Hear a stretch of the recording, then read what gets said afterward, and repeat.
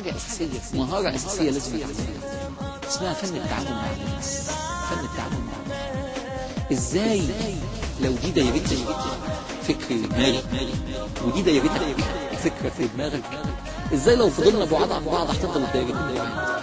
ازاي عشان انجح ادور على مساحة مشتركة في النص بيني وبينك، وهتفضل حتة في دايرتك انت مش موافق عليها، وهتفضل حتة في دايرتك انا مش موافق عليها، لكن هيفضل في حتة في النص نقعد نوسع فيها احنا الاثنين نكسب فيها مع بعض.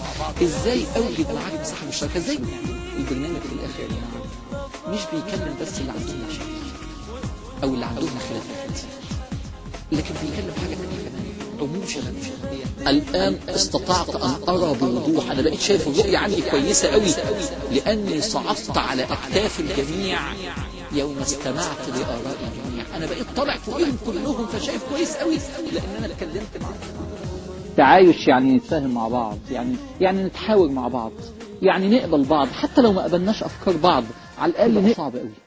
بقى لازم في صوت يطلع يتكلم يقول يا جماعة تعالوا نتآلف، مش عيب ان احنا نختلف، ده احنا لازم نختلف، ده الاختلاف ده سنة كونية، ده امر من امور الكون. التعايش معناه انا طرف وانت طرف، ندور على مساحة مشتركة نتكلم فيها من غير ما تاخد ارضي وتقول لي تعالى نتعايش، لكن تعالى نتعايش نتفاهم. ازاي ان المسلمين اللي عايشين في الغرب وفي اوروبا يندمجوا في المجتمع الغربي عشان يعرفوا جارهم واللي معاهم في الشغل بقيمة الإسلام ويرفعوا صورة جميلة للإسلام من غير ما يفقدوا هويتهم الإسلامية؟ أنا الإسلامي متعايش، لكن قلنا لازم يطلع من تاريخنا، وعشان البرنامج ده بيكلم الغرب فيعرف الغرب الإسلام وحقيقة الإسلام. كل واحد حاول عاش حياته في خدمة الإسلام. ندور في تاريخنا عايزين نماذج للتعايش، كلام نجد جدا جدا مناسبة للوقت اللي احنا عايشين فيه. الأئمة الأربعة. أيوة يا غرب، أنا بكلم المواطن الغربي اللي بيسمعني دلوقتي زي ما الناس عندنا سمعنا. الأئمة الأربعة أئمة تعايش، أئمة تفاهم، أئمة الحوار في تاريخ البشرية. نجاح الأئمة الأربعة وإن احنا جايين نتكلم عنهم النهارده إن هم متعايشين.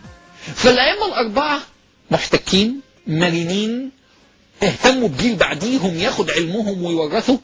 أنا فخور واحنا بنتكلم على تاريخنا، وبقول للغرب اسمعوا تاريخنا، وبقول لشبابنا افتخروا وما تدبوش، افتخروا بثقافتنا وتعايشوا مع المجتمع. بقول لهم تاريخنا جميل، عيب ان احنا نعمل كده ببعضينا ويضحك علينا العالم. عايزين نتعايش بينا وبين بعضينا، عايزين نلم البيت من جوه.